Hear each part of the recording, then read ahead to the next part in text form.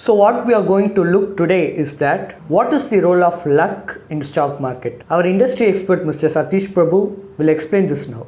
So I would say that, luck, as I call it, is always reversing to mean. There is always something called as reversal to mean. So if you have been consistently unlucky, but you have been trying very hard. So the trying very hard part is very important. You have been unlucky, reason being that you have been trying very hard, but you're not getting the results.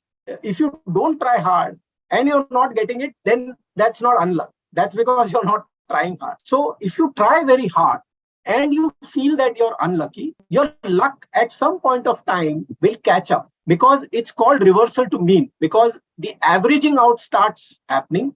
And at some point of time, you will start getting luck. And obviously, this needs consistency. This needs, I would say, proper investing principles. You cannot just invest in something that is at the bottom of the cycle. I mean, not the cycle, in the bottom of the charts, but invest in good funds, invest consistently, invest for the long term. Now this unlucky part will always start happening when you invest in bits and pieces. You invest today, you stop for a year, then you invest after some time. But if you invest consistently, but you invest in a down cycle, you'll say that I'm unlucky because I'm not able to make money because I've invested in a down cycle. It takes time for your NAVs to grow. But as I said, reversal to mean keeps happening as long as you try very hard, but you try over longer periods of time.